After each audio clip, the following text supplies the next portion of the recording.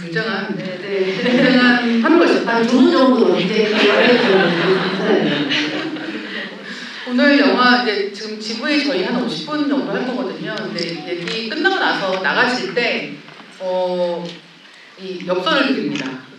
엽서가 양면으로 네, 두 장이 있는 건가요? 하여튼 이 두 개가 다 있는 주인공들 다 있는 엽서를 받아가실 수가 있고요. 또 하나는 저희 좀 이따 질문을 받을 거예요. 그래서 영화 보시면서 궁금한 것 있으셨던 분들은 그때 질문을 주시면 될 것 같고, 질문 주신 분들께는 굿즈인데요. 앞치마 대단합니다. 앞치마요. 약간 찍기 쉬운 그런 치마 같은 레슬링복이 없다는 게 아쉬워요. 약간 예산 문제가 아니었을까라고 생각했는데요. 찬란이 이번에 좀 복귀를 푸는 것 같아요. 복귀를 보아니. 그래서 앞치마에 Will you be my pillion이라고 되어 있는 문구가 들어가 있고요. 부직포로 된. 네. 아, 부직포를 굉장히 강조하는. 네, 강조하게 되네요.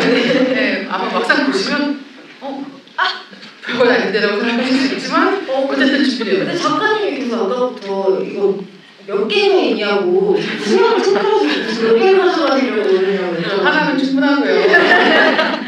네, 그래서 많이 질문 주시면 좋겠습니다. 작가님 일단 어떻게 보셨는지 총평부터 한번 듣고 얘기 시작할까요? 아, 제가 사실은 그 지난주에 그 작가님이랑 뭐 다른 일정이 있어서 만났어요. 근데 이제 GV를 같이 하게 되니까 저는 보기 전이어서 먼저 여쭤봤죠.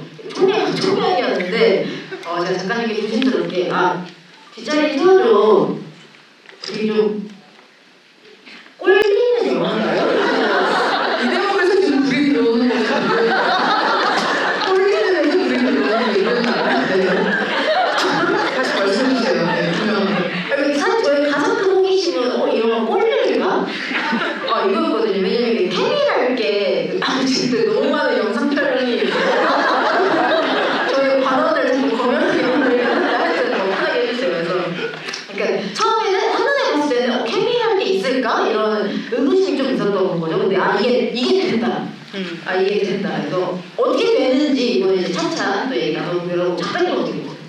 네, 저는 이 영화 프라이드 영화제 때 이제 상영했을 때 처음 봤거든요. 근데 그때 영화 보면서 그 상영관의 그 훈훈한 분위기를 잊을 수가 없어요.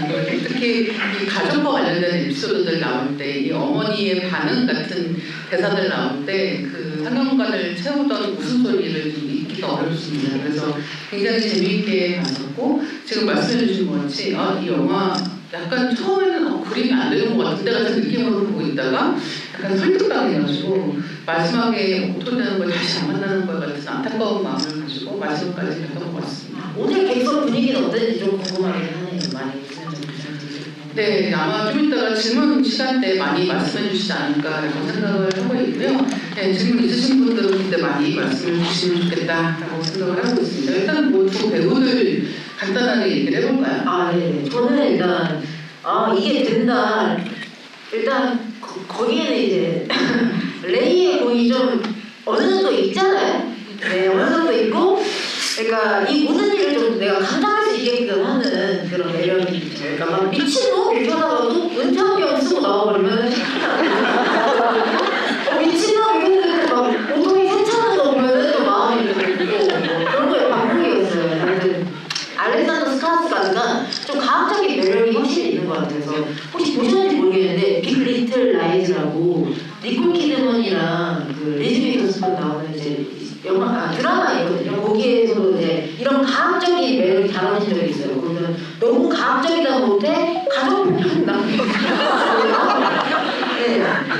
근데 보통 우리가 이상형을 할 때 뽑을 때 fuck, marry, kill 이거 하잖아요. 그래서 내가 자고 싶은 사람, 결혼하고 싶은 사람, 죽이고 싶은 사람 이렇게 뽑잖아요. 근데 이 연출들이 알렉산더 스카스가드를 두고서 fuck, marry, kill을 다 해요. 그 드라마에. 그래서 약간 호기심이 동하시는 분들 한번 보셔도 좋을 것 같고, 저는 콜린이 이제 레이를 돋보이게 하는, 레이가 콜린을 돋보이게 한다고 생각했어요. 어떤 점에서 그랬냐면은, 그러니까 이 말없고 속을 알 수 없는 레이와 대조적으로 콜린은 저는 이 표정이 되게 투명하다고 생각했거든요. 그리고 이 직선적인 대사들이 날아와서 막 꽂히더라고요. 이런 대사들 있잖아요. 내가 사랑하는 거 알지? 사랑이 제일 중요한 거 아니야? 어떤 부분에서 물어보니까 모든 부분에서 이런 어떤 직선적인 대사 이게 정말 콜린의 매력을 보여주는 대사였던 것 같고 네 그렇습니다. 그래서 제가 이제 케미를 느끼고 막 꼴리긴 했지만은 그렇다고 막 극장을 뛰쳐나갈 만큼 그 정도는 아니었어요. 저는 되게 균형을 잘 잡은 것 같다 그런 생각이 들어요. 그래서 아시는 분들도 분명히 계시겠지만은 네, 그건 다른 데 가서 찾으세요. 이게 우리 살다 보면 세상에 사랑 말고도 인생에 많은 게 있잖아요. 섹스 말고도 많은 것이 있다. 근데 살다 보면 사랑 아니면 안 되는 게 있고 섹스가 아니면 안 되는 게 있는데 이제 그 지점 이 사랑 아니면 안 되고 섹스가 아니면 안 되는데 그 두 개가 딱 교차하는 지점에서 벌어지는 일을 이 영화가 굉장히 잘 보여주고 있지 않나 생각을 하고 있고 이 두 사람의 관계를 설득하기 위해서 사실은 다른 것은 등장하지 않습니다. 보통 로맨스라고 하는 장르에서 굉장히 중요한 설렘 포인트들 중에 하나는 이 사람이 어떤 매력을 가지고 있는가를 사회적인 맥락에서 보여주는 게 들어가 있는데요. 여러분들 다 TV 드라마만 보셔도 아시겠지만 남자 주인공 보통 나올 때 실장님이잖아요. 실장님의 뭐 몇째 아들 이런 식으로 등장을 하고 이것은 이 사람이 가지고 있는 외모적인 매력에 더해서 그런 뭐 돈이 많은 사람이야, 집안이 좋은 사람이야 같은 식으로 이 사람의 맥락을 다 안고 이 로맨스 관계를 시작하는 경우가 일반적인데 여기에서는 사실은 이 두 사람이 갖고 있는 육체적인 매력을 제외하고는 거의 이야기하고 있지 않다. 마지막까지도 그 외의 것들에 대해서는 거의 건드리지 않는 채로 이야기가 진행이 된다라고 하는 것도 굉장히 특이한 부분인 것 같습니다. 그래서 이 사랑이나 이런 감정들이 사실은 1인칭으로 경험할 때는 굉장히 절박하고 뜨거울 수 있지만 제3자의 관점에서 보면 왜지? 왜 저렇게까지 매혹되어 있지? 라고 생각하게 될 때가 있는데 그 제3자의 관점을 이 영화는 사실상 허락하지 않는다. 네, 완전히 그 콜린의 1인칭 시점에서 이 관계가 시작하고 끝나는 것을 다 관통해서 보여주는 이야기이기 때문에 그만큼 배우들의 연기가 중요하지 않나. 그리고 어떤 면에서는 이 둘의 매력이라는 게 약간 격차가 있기 때문에 거기에서 오는 부분도 있는 것 같아요. 그러니까 이를테면 콜린이라고 하는 주인공은 이런 경험이 많지가 않은 것으로 보입니다. 이렇게 처음 본 사람하고 성적인 관계를 시작하는 것, 그 다음에 이런 강압적이고 이런 관계를 시작하는 것 전부 다 익숙하지가 않은 상황에서 이 관계가 말이 되려면 상대방이 압도하는 매력을 가지고 있어야만 한다라고 하는 게 성립하는 거죠. 근데 거기에서 이제 알렉산더 스카스가가 굉장히 큰 역할을 하는 게 아닌가라고 생각을 했습니다. 네. 그래서 사실 이 영화 얘기할 때 BDSM 얘기를 또 빼놓고는 얘기할 수 없을 것 같거든요. 네, 공부를 진짜 열심히 했어요. 영화를 다 정리해가지고 작가님께 공부들이 좀 우스웠죠, 솔직히. 네, 읽어드릴까요? 속박과 수육, 지배와 복종, 다각성도 필요성. 그래서 네. 나중에 그만해주세요. 그러니까 방문할 수 있어요. 그러니까 이따가 뭐 의견 주고받을 때 교정해 주시면 될 것 같아요. 일단 그걸 전제로 깔고 싶고 그 밸런스 붕괴 얘기가 잠깐 나왔는데 어떤 평자는 이런 얘기를 하더라고요. 불균형한 복종 관계를 비판하지 않는다라고 이제 비판을 하고 근데 이게 또 어려운 게 그 그린이 50가지 그림자는 BDSM 문화를 너무 산보지를 했다 한마디로 표백했다 이건 또 비판을 받거든요. 그러니까 제가 봤을 때 이거 정말 어려운 것 같아요. 이 문화를 담당하는 게 정말 어렵겠다. 저는 처음에는 콜린을 제가 감히 좀 걱정을 했어요. 걱정을 했다가 나중에는 저의 걱정을 좀 돌아봤어요. 이 걱정에 이거 어디서 이 마음이 기원된 걸까 이걸 좀 돌아봤고 그 다음에는 어느 시점부터는 이 합의된 불균형, 이 불균형의 균형에 설득이 어느 정도 되었어요. 그래서 관계라는 게 본래 이제 권력과 역할, 통제와 의뢰의 산물인데 영화는 BDSM이라는 소재를 통해서 그 본질을 좀 보여주고 있다고 봤고 저는 콜린의 보호자를 향한 레이의 일침이 얼핏 이 영화가 관계를 향해서 하는 일침과 같다고 생각했거든요. 이런 대사 나오잖아요. 본인이 불편하니까 아들한테 나쁠 거라는 생각은 솔직히 뒤처진 사고방식이에요. 이런 대사가 나오잖아요. 저는 솔직히 정말 고백하자면 나중에 콜린이 부럽기까지 했어요. 어떤 대사를 들은 이후에 그랬냐면은 이런 대사가 나오잖아요. 아침부터 전까지 나는 네 지배를 갈망해. 네 곁에서 난 아무것도 아니야. 온전히 네 것이야라는 대사가 나오는데, 그러니까 네 곁에서 난 아무것도 아니야라는 게 얼핏 자극처럼 읽힐 수도 있지만은 저는 그저 부러웠어요. 왜냐면 이 나라는 인간의 존재감, 나의 그 자의식, 이 힘들 때가 있잖아요. 내가 당면한 이 현실, 이 통증들, 이건 아무것도 아닌 걸로 만들어진 압도적인 어떤 사람을 만난다는 건 인생의 어떤 맥락에서 선물이 아닌가. 박수가 나는 건가요?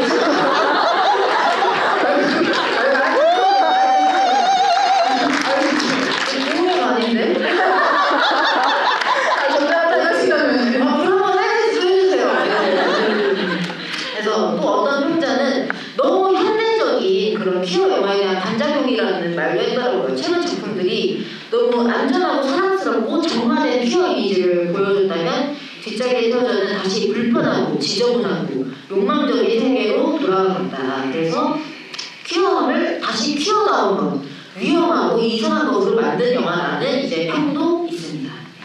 그러니까 지금 말씀해주신 이 퀴어 문화와 관련된 것들을 이 주류 문화 콘텐츠로 가지고 들어올 때 어떻게 더 많은 사람들이 받아들이기 용이하게 할 것인가. 거기에서 훨씬 더 아름다운 거, 부드럽고 아름답고 순수한 무언가가 강조되는 아마 콜미바이머넨 같은 작품들이 이제 이런 범주 안에서 굉장히 큰 사랑을 받은 작품이 아닌가라고 생각을 하는데, 이 문화의 속성 중에서 빼놓고 이야기할 수 없는 부분들, 그러니까 굉장히 어떤 면에서는 폭력이 수반되기도 하고 그것을 욕망하기도 하고 하는 부분들에 대해서 어두운 면까지 충분히 조명하는 이야기들이 필요하지 않은가라고 생각하는 이 관점에서 이 영화가 만들어진 것으로 보이고요. 네, 그리고 또 한 가지는 이제 이 영화 이제 개봉을 하면서 미국에서는 발렌타인데이에 개봉을 했거든요. 그때 개봉을 하고 저런 이 영화에 나오는 그 바이크 타시고 이런 문화의 일부인 분들이 영화에 대해서 리뷰를 하신 게 유튜브에 있습니다. 그래서 그거 한번 찾아보시면 굉장히 재미있을 것 같고, 이제 이 당사자 입장에서 이 영화를 볼 때 흥미로운 점과 약간 아쉬운 점이 있는 거죠. 근데 그 아쉬운 점이라고 하는 건 지금 말씀해 주신 것처럼 어떤 부분에서는 사실 BDSM이라고 하는 것은 약속된 플레이이기 때문에 상대방이 원하지 않는 것을 강압적으로 밀어붙이거나 상대방을 위험에 처하게 하지 않는 것을 전제로 하기 때문에 이 BDSM이 성립하는 것인데, 이제 이 영화를 보면은 그 선을 너무 넘나드는 느낌으로 그려지지 않나, 그래서 오히려 잘못된 인식을 주지 않나. 특히나 이 마지막 대목의 이 관계가 끝나는 방식 같은 것들을 통해서 좀 잘못된 방식으로 이 BDSM을 이해하게 만들진 않나 같은 식의 아쉬움을 표하는 것도 볼 수 있습니다. 근데 뭐 그 외에 또 많은 부분들에서는 굉장히 잘 그려낸 측면들이 있는 것 같고, 이 작품은 원작 소설이 있습니다. 원작 소설이 곧 출간 예정이기 때문에 아마 여러분들이 아마 곧 책을 읽으실 수 있을 것 같고, 분량이 길지는 않거든요. 그래서 한 150페이지 정도 그냥 중편 정도의 분량으로 책이 나오는데, 그 원작 소설 같은 경우는 70년대 중반 정도를 배경으로 하는 이야기예요. 그러니까 이 영화로 보신 것은 완전히 요즘 이 시대의 이야기라고 한다면 더 옛날 시대의 배경으로 하는 이야기라고 보시면 될 것 같고, 특히나 폴리의 나이가 훨씬 더 어립니다. 18살이 나와요. 18살 때부터 6년을 나옵니다. 그러니까 영화에서 보시는 것하고는 이 둘의 관계의 역학이 굉장히 다르다라고 생각하시면 될 것 같고, 그러니까 원래 원작은 훨씬 더 다크한 부분이 있는 이야기인 거예요. 그리고 두 사람이 이제 처음에는 블로잡을 하죠. 그 다음에는 성관계가 이루어지는데, 이 영화에서는 훨씬 더 성관계라고 부를 수 있는 식으로 이제 그려내고 있지만 소설에서는 그 강간입니다. 그래서 이 관계가 처음 성립하는 상황, 이 관계가 이어진 시간, 또 특히나 엔딩에 이르기까지 많은 부분들이 이 소설이 영화보다 훨씬 더 어두운 측면이 있고, 그런 부분에서의 각색을 할 때 이 영화는 조금 더 가볍게 이 이야기를 보여주고 있다라고 할 수 있을 것 같고요. 제가 책에서 한 대목을 읽어드릴게요. 제가 잘 읽고 오신 거예요. 네, 근데 제가 되게 읽다가 너무 약간 숨 막히는 대목이 있었는데 90cm였으므로 목부터 사타구니까지는 90cm 정도 되었을 것이다. 거의 1m나 되는 지퍼라니. 그러니까 지퍼를 내리잖아요. 그러니까 바이크를 입고 있으니까 지퍼를 내려야 되는데 1m를 내리는 거예요. 그러니까 이제 그 소리를 듣고 있는 상황인 거죠. 이제 그렇게 묘사를 하는 부분, 그러니까 지퍼는 어쩐지 우웅하는 소리를 냈다. 나직한 부웅 소리. 이런 식으로 이제 처음에 묘사를 한다든가. 근데 그거 생각나요. 아가씨에서 보면 김태리가 뒤에 김민희 이거 단추 따지면서 되게 단추가 많잖아요. 근데 나주라고 단추가 이렇게 많나 이렇게 하잖아요. 이거 내는 게 얼마나 더 좋았겠어요.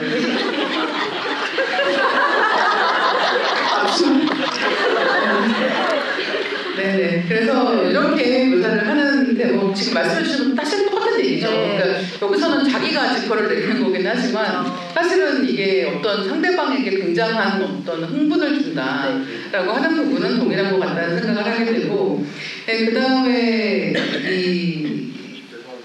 네. 죄송합니다. 네. 괜찮은 걸까요? 얘기해도 될까요? 통화를 마치시는 걸 기다리는 거 해야 될까요? 네. 네네. 그래서 이제 이런 식으로 그 처음에 이 레이를 만났을 때 콜린의 심리 같은 것들에 대해서 이제 얘기를 하는데, 레이가 그러니까 원래 콜린이 18살이라고 했잖아요. 그러니까 사실은 거의 모든 면에서의 경험이 부족한 상태에서 이 관계가 시작되기 때문에 처음에 이 글로잡을 하는 것에 대해서도 이렇게 씁니다. 평생 포르노를 한 번이라도 봤다면 그 순간 일어난 일이라는 게 포르노에 나오는 사람들에게만 가능한 행위라는 걸 알아차릴 수 있었을지 모른다. 하지만 나는 포르노를 본 적이 없었고 행위는 실제로 벌어지고 있었다라고 이제 처음에 시작을 하기 때문에 이 소설이 담고 있는 어떤 다크함과 영화가 담고 있는 그것보다 좀 더 가볍고 밝은 분위기의 이야기들이 차이가 있다라고 얘기를 할 수 있을 것 같습니다. 그 결말도 되게 충격적으로 다르더라고요. 결말은 얘기 안 해드릴게요.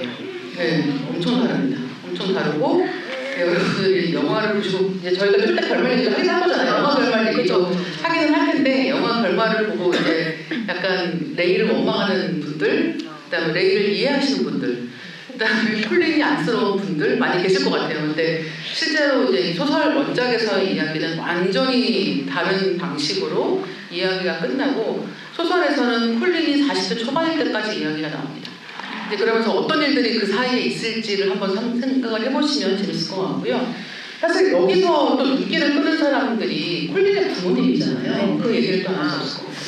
저는 콜린 레이 커플과 얼핏 대조되어 보이는 커플이 콜린의 부모님이라고 생각했거든요. 저는 언뜻 봤을 때는 그 호가트 약초 교수님들이라고 생각을 했어요. 처음 봤을 때. 근데 퀴어를 이렇게까지 받아들이는 가족? 콜리와 유언의 이후로 처음이었는데, 물론 이제 콜리와인의 감동적이었죠. 감동적이었는데 이 영화는 막 남소까지 이렇게 너무 적극적으로 본인이 해주시니까 조금 당황을 했어요. 처음에는. 그리고 한편으로는 이렇게까지 막 받아들여지는 퀴어라는 게 재미가 있으니까 그런 생각을 좀 했고, 왜냐면 그 부모님이 허락한 BDSM? 이것도 서운할 수도 있잖아요. 문제는 바람인가요? 하여튼 그래서 부모님은 사실 BDSM까지는 상상하지 못하지 않고 있어요. 네. 근데 이거를 눈치를 못 챈다는 그런 것도 알겠는데? 저는 얘기하지 않겠습니다. 하여튼 그래서 콜린이 헌신하는 데 소질이 있다는 평가를 받는데, 이런 캐릭터를 만났을 때 의뢰 이 사람의 이슈를 좀 찾으려고 하잖아요. 이 사람이 왜 이렇게까지 헌신적인 인물이 되었을까. 그래서 제가 또 오은영 박사님이라고 된 것처럼 막 찾다가 대리 이슈, 마더 이슈 이런 게 있을 거라 하면서 찾다가 보니까 그냥 무난한 가정 같다. 그래서 신선하다. 그렇게 생각하다가, 근데 결국에는 저도 오은영 박사님의 빙의에서 어떤 진단을 내리고 말았어요. 왜냐면 어떤 내용이 있었냐면은 어머님이 돌아가시고 아빠가 축사가 아니라 마음속에 무언가가 나왔어요. 추도사 하는 대목이었는데, 저는 여기서 조금 속이 막히거든요. 어떤 대목이었냐면은 그레이트 덤모 마을에서 1년간 한 번도 안 싸운 부부에게 베이컨을 준다고 합니다. 핵이랑 나는 왜냐면 베이컨을 탔을 겁니다. 자격이 충분했으니까 그 말을 안 찾았을 때 이런 추도서가 나오는데 저는 싸우지 않음을 성숙한 사랑의 증표, 자랑으로 간주하는 부모 밑에서 자라는 거는 이것도 만만치 않게 굉장히 힘든 일일 거라고 생각을 했어요. 그리고 콜린 역할의 해리 멜링 한 인터뷰 내용도 떠오르거든요. 이 해리 멜링이 원작 소설을 읽고 이건 패티시 이야기라기보다 승인에 중독된 사람의 이야기라고 느꼈다고 하더라고요. 그러니까 그래서 연기할 때 성적인 긴장감보다도 그 칭찬받고 싶어하는 개 같은 감정에 이제 집중을 했대요. 그래서 저라도 이런 환경에서라면은 콜린은 한 번도 승인다운 승인을 받아본 적이 없을 거다. 획득해본 적이 없을 거다. 왜냐면은 승인이라는 게 너무 자연화된 환경이다 보니까. 그래서 그걸 막 쟁취해보고 싶었을 것 같아요. 네. 이런 오박사님 타임도 잠깐 가져고 왔습니다. 그래서 지금 말씀해주신 이 콜린이라고 하는 캐릭터가 가지고 있는 어떤 심리적인 부분들도 있는 거죠.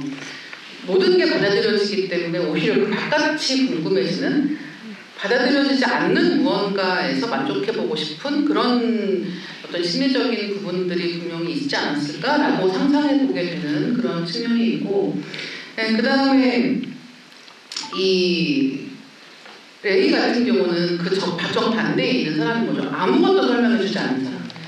그래서 영화에서 보면 약간 뭐지라는 생각이 들 때가 있잖아요. 그래서 예를 들면 설명을 아무것도 안 주잖아요.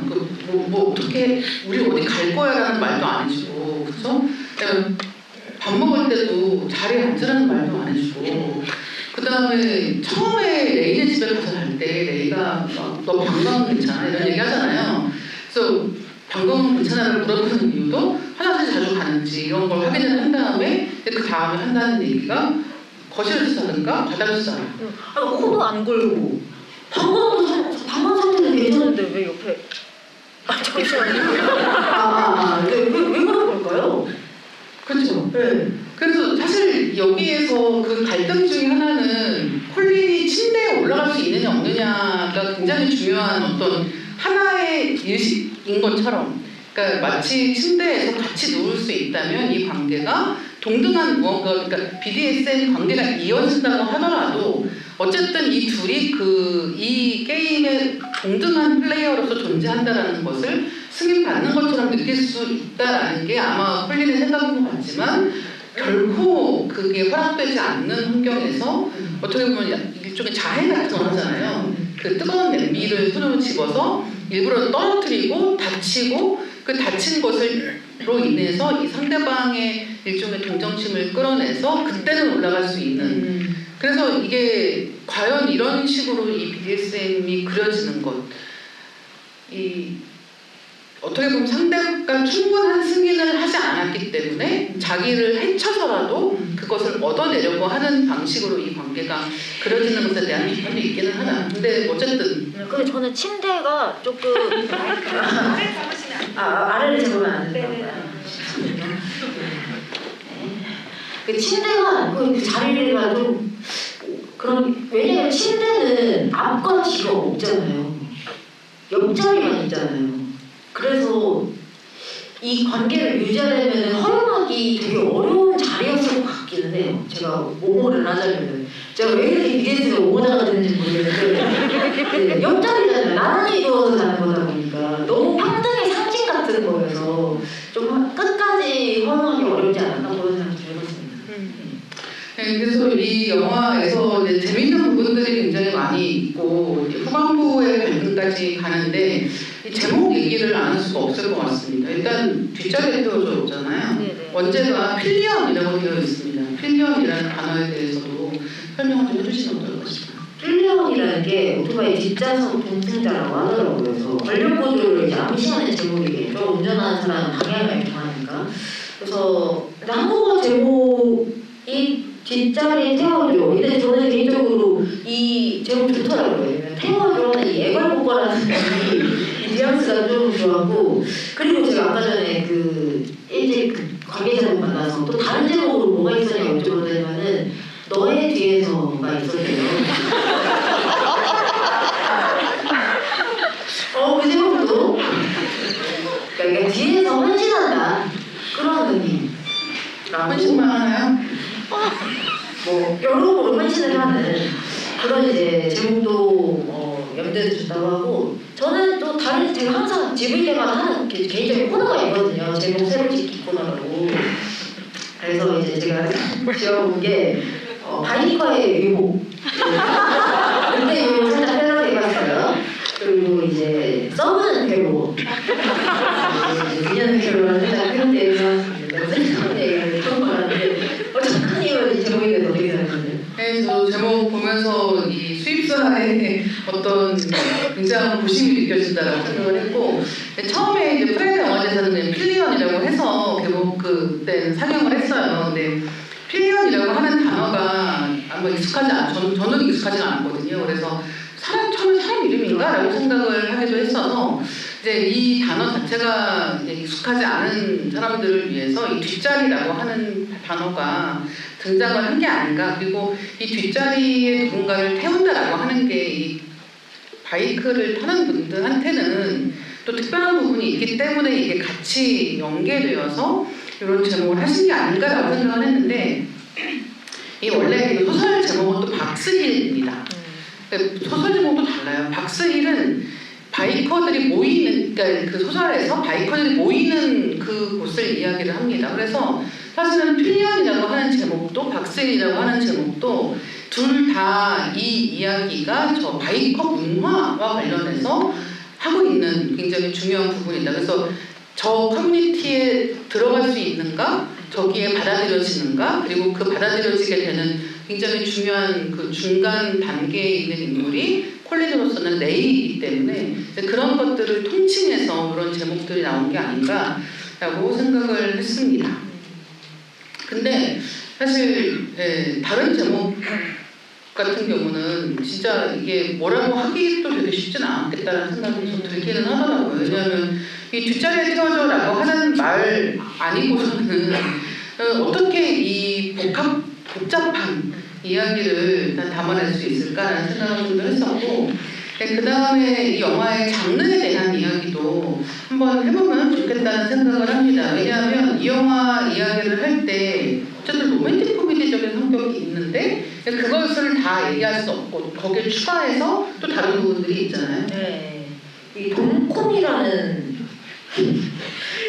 그런 장르가 등장했다는 평가도 있더라고요. 그러니까 도미네이션, 그다음 로맨틱 코미디 이렇게 합성어인데 저는 그 로맨스적인 부분이 분명히 있죠. 되게 어색한 데이트, 부모와의 뭐 저녁 식사, 그리고 저는 그 부분이 진짜 로맨틱했어요. 그러니까 바이크를 앞뒤로 이렇게 타다가 물론 끝에 가서는 달리잖아요. 둘이 몸으로 달리잖아요. 근데 앞서거니 뒤서거니 하고 나란히 달리기도 하는 부분이 그 부분이 물론 그것 때문에 결국은 이별에 다다르게 되지만은 그 부분에서 약간 그 남자가 막 질주할 때 그 청량함 같은 게 좀 느껴져서 그렇고 저는 여기 영국식 코미디가 다분히 많이 있다고 생각을 했어요. 그러니까 예를 들어서 이제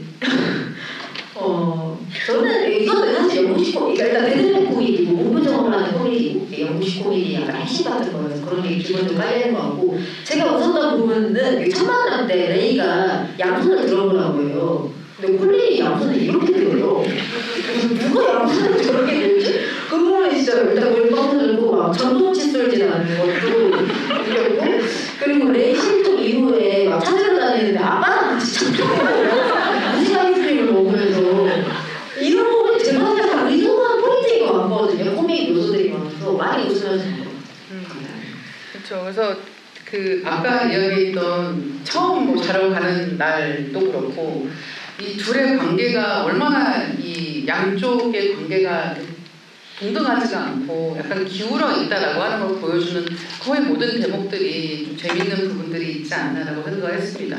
근데 약간 이 로맨틱 코미디라는 그러니까 롬콤을 약간 비틀어서 돔콤이라는 표현으로 이제 이야기를 한다고 했을 때 사실은 이게 코미디가 되려면 마지막에 보통 해피엔딩이잖아요. 로맨틱 코미디라고 하는 장르는 마지막에 결국은 이러쿵저러쿵 둘이 옥신각신 하다가 마지막에는 행복하게 잘 이루어진다라는 식의 엔딩이 되는데 이 경우는 또 그렇지는 않아서 그것도 되게 미묘했어요. 근데 어쩌면 저 관계는 헤어진 게 해피엔딩이 아닐까라고도 잠시 생각을 하기도 했습니다. 어떤 쪽에 더 해피한 것인가에 대해서는 약간 이런 여지가 있지 않나라고 생각을 했고요.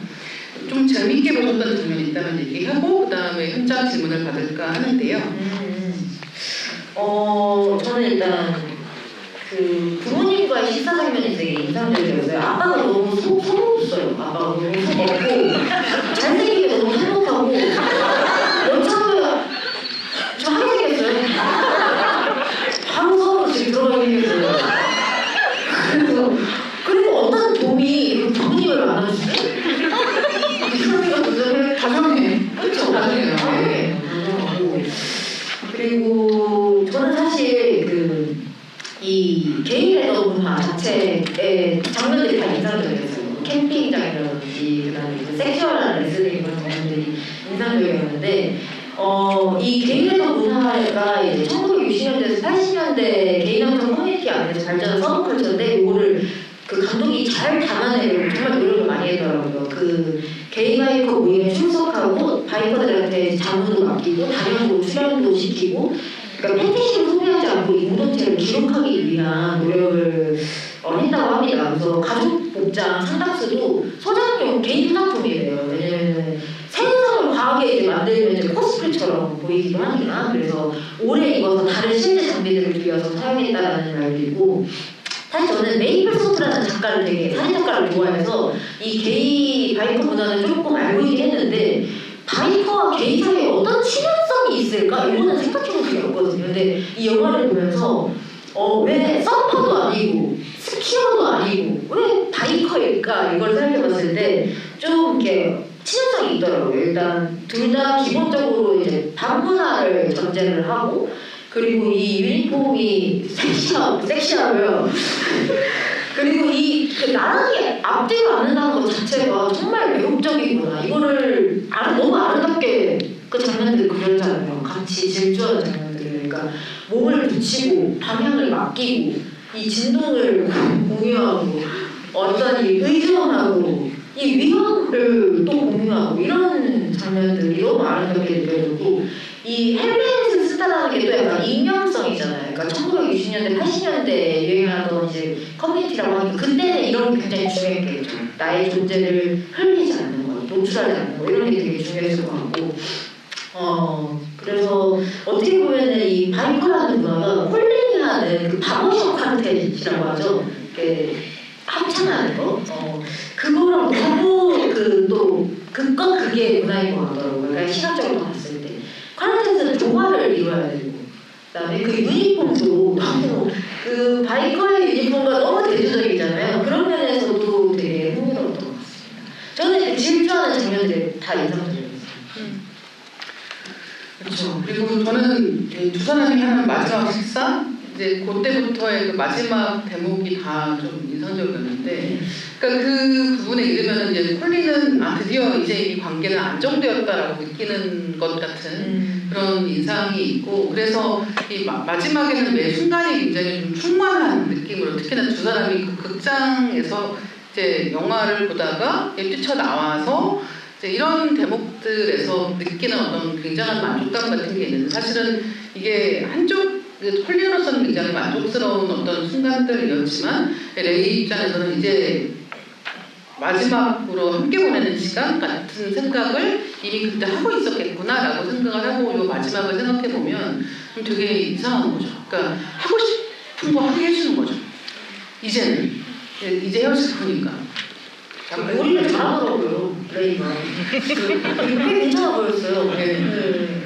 안 했을 뿐이지. 네. 헤어질 때는 해줘. 그러니까. 네. 그래서 그런 면에서의 이 마지막 부분이 좀 오히려 너무 아름답게 표현되는 것이 이 약간 두 사람의 입장 차이를 더 강조해서 느끼게 만드는 게 아닌가라고 생각을 했습니다. 그리고 저는 또 인상적이었던 게 캠핑장에서 옆에 애한테 다녀오잖아요. 진짜 저는 너무 잔인한데? 너무 못됐다 이렇게 생각하다가 콜린한테 보니까 막 더 흥분되더라고요. 다시 돌아왔다는 영화에서 흥분하잖아요. 그러니까요. 막 입을 막 다 적셔가면서 준비 구강 운동을 한번 하고 오시잖아요. 그전에는 그렇게까지 열심히 안 했던, 열심히 했는데 이번에 더 내가 확실히 보여줄게. 내가 진짜라고 나는 보여줄게라는 식의 그런. 어쨌든 그 장면은 여기. 그리고 거기서 다음에 그 키스를 할 때 이렇게 입을 가리고서 하죠. 간접 키스를 하고 그 다음에 생일 축하한다 콜린 하잖아요. 그러니까 생일 선물 같은 섹스를 한 거예요. 대단하죠, 정말. 그런 섹스는 해본 적 있어요? 누구한테 물어보시네요. 잠깐 보세요. 저희 여기서 끊고 회장님으로 하겠습니다. 자, 질문 박사님께서 질문을 이렇게 많아요. 이 사람 무서워서 질문 듣기 싫어요. 일단 맨 번째 질문. 네네. 첫 번째 질문이라 너무 긴장이 됩니다. 어머, 근데 안 되는 것 같은데요?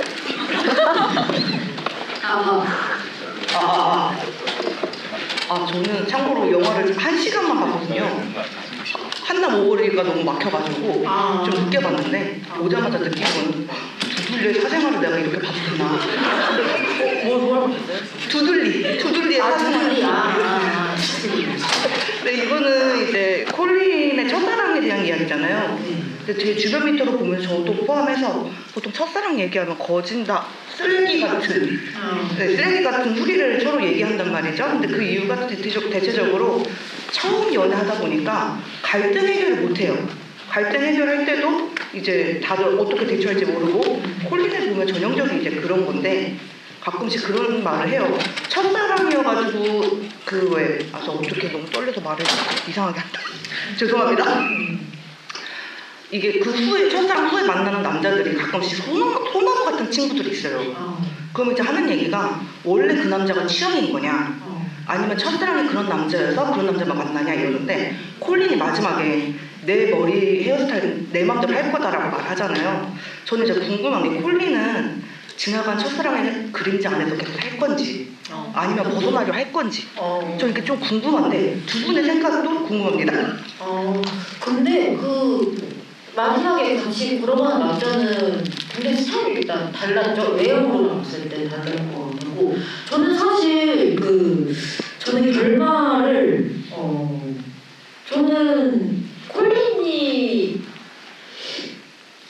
콜린한테 어떤 선 같은 게 생겼다고 생각했어요. 자기만의 어떤 규율이 생겼다고 봐서 말씀하신 것처럼 헤어는 애들 일주일에 하루는 휴일 이런 식으로 생겨가지고 저는 그리고 또 About Me라고 작성해야 되는 안에 자기 자신에 대해서 설명을 할 수 있게 되잖아요.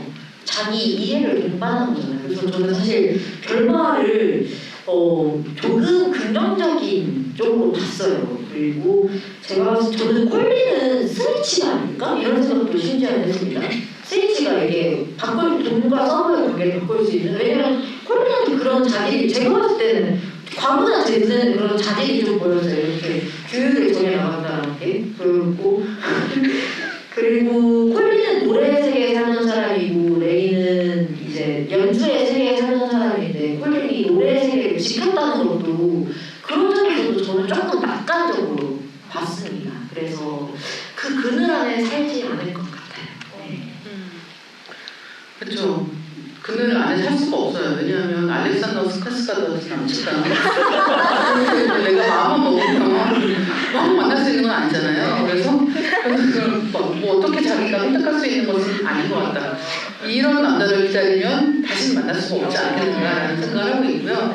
네, 그래서 어쨌든 말씀해주신 것처럼 마지막에 그 문구를 작성하는 것 결국은 이 사람이 자기를 어떻게 받아들이고 어떻게 표현할 수 있는가라는 부분에서 그걸 구체적으로 언어화해서 다른 사람을 만날 수 있는 단계까지 나아갔다는 게 이 영화에서는 어떻게 보면 해피엔딩이라고 할 수 있는 부분이 아닌가 생각을 하게 됩니다. 다음, 저는 그리고 사실 저는 동이라는 게 이번에 보면서 너무 취약한 위치라는 걸 보고 깨달았어요. 왜냐면은 규제하는 게 많을수록 지켜내야 되는 게 너무 많은 거예요.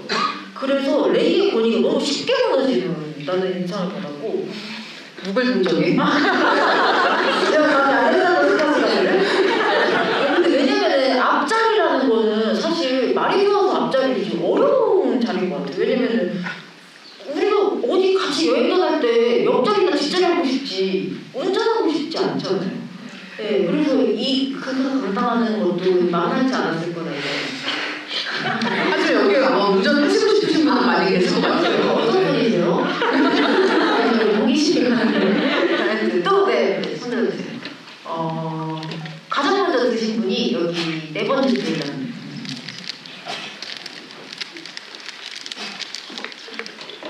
영화 잘 봤고요.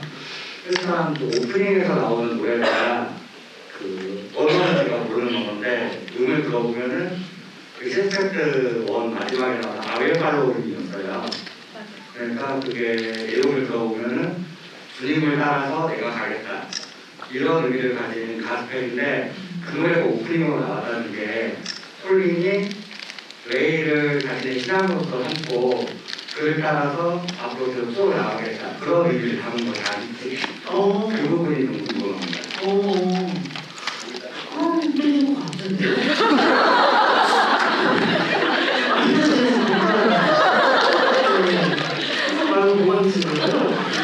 네, 진짜 그렇게 생각할 수 있어요. 정말 말씀해주셔서 그 부분에 리마인드가 된 것 같고요. 그리고 실제로 그 장면에 오토바이가 싹 질주하면은 그 뒤에서 약간 차만 따라가는 형국이니까 그렇게 된 것 같습니다. 그렇죠. 그리고 사실은 그 대목에서 결국은 처음에는 다른 이 앞에 있는 바이크가 달려나가는 것을 구경하는 이 안전한 자동차에 앉아있는 상황이라고 한다면 그 다음에는 그 바이크의 뒷자리에 타는 거잖아요.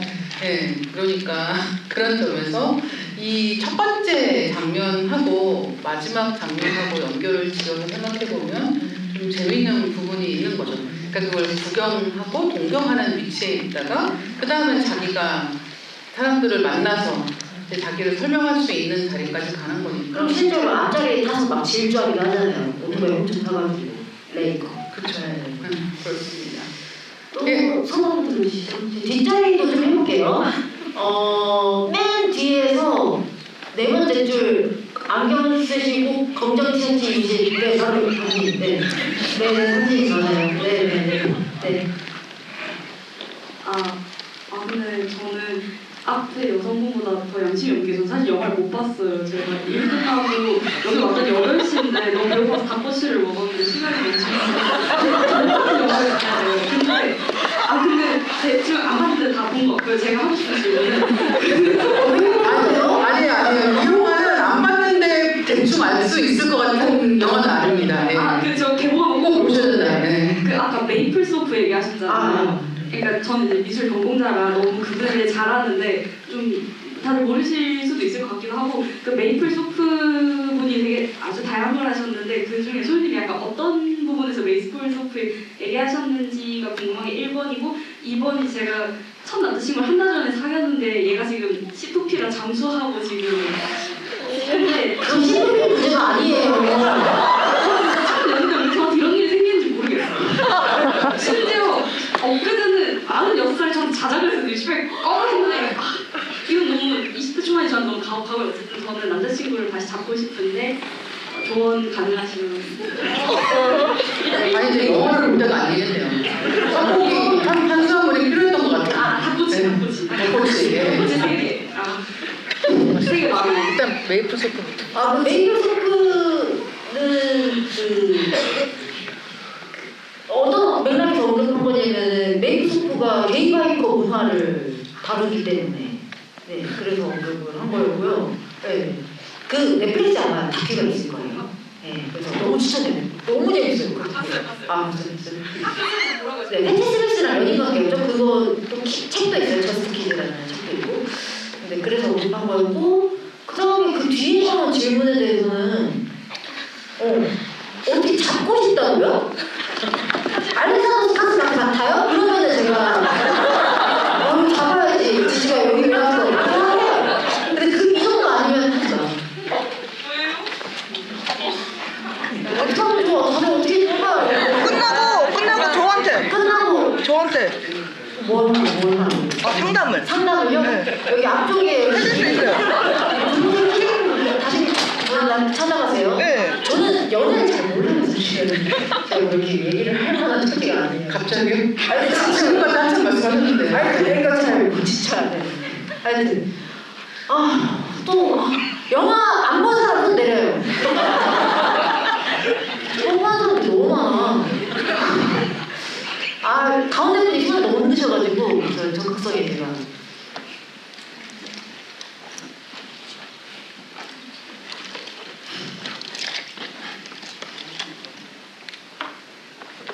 네, 저는 영화 봤고요.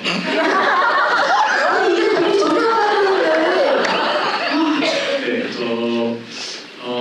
기억에 남는 장면이라고 하면 그 침대에서 그 콜린과 레이가 대화를 할 때 이제 콜린이 이제 뭐 자기는 사랑한다라고 일방적으로 고백하는 장면이었는데 콜린의 그 심정은 어느 정도 보편적으로 좀 이해가 되는 편인 것 같은데 레이의 그거 좀 논리를 그건 노점을 피하지 마 이건 중요한 건 그 포인트가 아니야라는 대사가 있었는데 거기에서 그러니까 레이가 말하는 그 논점이란 무엇이었을지 좀 궁금해서 좀 저는 어떻게 생각하세요? 네, 이렇게 답변이 불안하게 시작합니다. 네, 저도 사실은 그 내용 같은 경우도 그렇고 거기를 포함해서 레이는 대체 뭘 하려고 하는 걸까? 이 관계는 이 사람한테 무슨 의미가 있는 걸까? 왜 다른 사람이 아니라 사실 이 관계는 레이가 시작한 거잖아요. 왜 다른 사람이 아니라 콜린을 선택한 걸까? 그러니까 왜 콜린을 선택했는지를 이해할 수 있으면 다른 부분까지 해결이 될 것 같은데 레이는 거기에 대해서 아무런 말을 하지 않고 있습니다. 근데 이게 원작 소설에서 이 원작 소설은 콜린의 1인칭 주인공 시점이에요.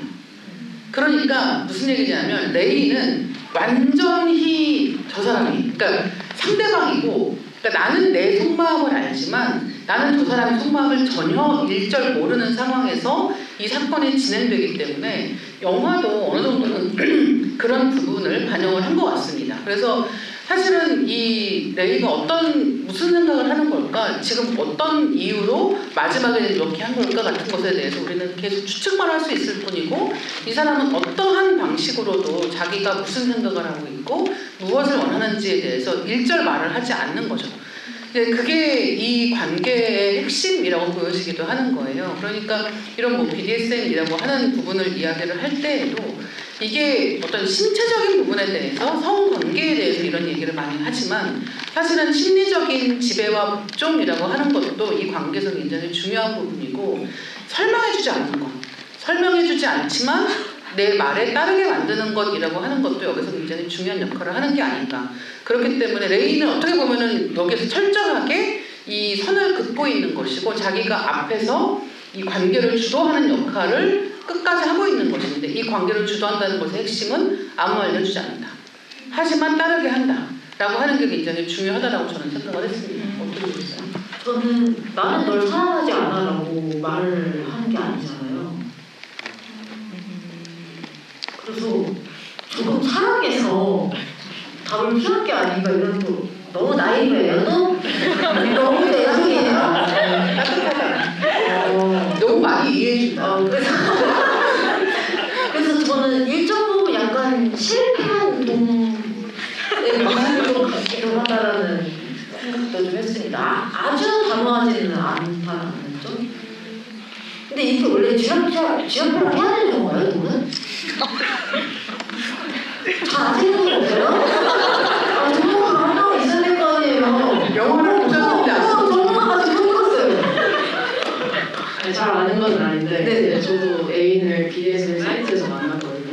그래서 이제 서로 스위치여가지고 이제 한번 그러니까 섹스를 이제 처음으로 시작을 해서 이렇게 만나게 됐는데 되게 저는 신기했던 게 만나면 만날수록 더 사랑의 감정이 깊어지면서 더 이상 그 사람이 어떤 제 성적의 대상으로 안 보이는 그게 된 거예요. 그래서 이제 지금은 각자 동적인 성향이 더 커서 그 사이트에서 섭을 각자 구하고 그 섭들한테 이렇게 하는 식으로 관계를 하고 있는데 저는 레이가 그래서 조금 이해가 갔던 게 이게 사랑의 감정이 조금 생기려고 할 때 그 사랑하는 사람 내 옆에서 재우고 싶잖아요. 침대에서 같이 자고 싶고 그런 정상적인 그런 바닐라적인 그런 데이트 하고 싶은데 콜린이 이제 콜린을 향한 자기 마음도 조금 생기니까 뭐 자기가 생활하던 그런 라이프 스타일을 지속을 하려면 얘를 보내주는 수밖에 없겠다라고 생각을 해서 나간 것 같고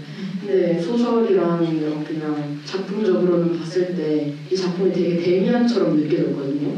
그러니까 데미안이 이제 주인공 싱클러한테 알을 깨주게 하잖아요. 완전 그 첫 경험으로서 하면서 데미안은 근데 데미안에 대한 정보는 하나도 없고 그냥 뭔가 완전 새로운 외계인처럼 이렇게 느껴지는데 초현실적인 어떤 그 배우도 너무 잘생겼고 몸도 너무 좋고 뭔가 말도 안 될 정도로 멋있는 그런 사람을 이런 식으로 쓰는 게 되게 뭔가 문학적으로 뭔가 실화라고 느껴지기보다는 되게 문학적으로 다가왔던 것 같고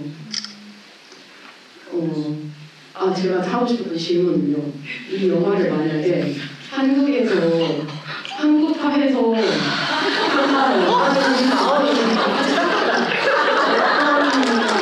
문화를 촬영을 할 것이며 바이커라는 문화 우리나라에는 그렇게 모르겠어요. 바이커라는 문화 우리나라에도 많은지 모르겠지만 어떤 문화를 촬영할 것이며 어떤 배우를 쓸 것인지 그거를 질문을 해보고 싶습니다. 근데 오토바이 타는 사람은 곽범님 그거 막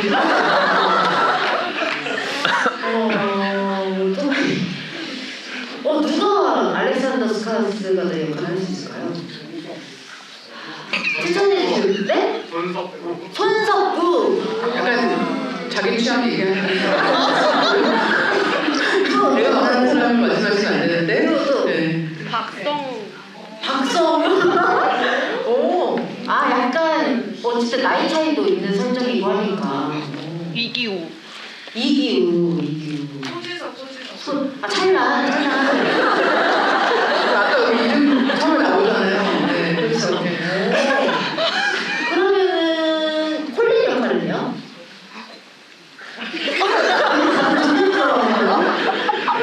콜린 역할은 누가 있을까요? 아무나. 저 말이 너무 충격적이에요. 저는 구교원 배우도 어울릴 것 같아요. 아니에요? 나이가 너무 많아서.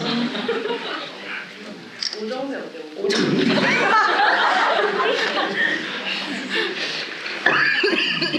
다음 질문은 아니 지금 저희 시간이 됐어요. 네, 그래서 아쉽네요. 너무 아쉽지만 마무리를 마무리를 해야 될 것 같습니다. 네. 오정세에서 마무리를 해버려가지고 조금 아쉬운데. 네, 작가님 마지막으로 오늘 소감. 저는 많은 공부가 된 시간이었고요. 여러분 베이걸 혹시 보셨나요? 역시 이쪽 취향이시네.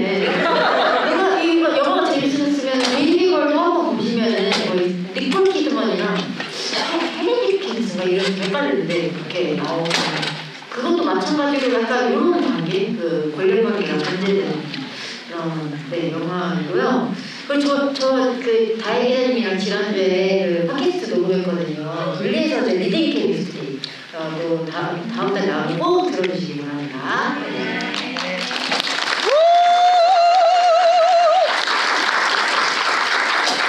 네, 오늘 저희 이제 마무리할 텐데요. 이 영화 이제 가장 2주 정도 있다가 정식 개봉을 하거든요. 그래서 오늘 미리 보신 분들 여러 가지 이야기 남겨주시면 앞으로 궁금해하시는 분들한테도 많이 도움되지 않을까 생각을 하고 있고 나가시면서 잊지 마시고 엽서를 받아가시기를 바라겠습니다. 오늘 늦은 시간까지 함께해 주셔서 감사드립니다. 감사합니다.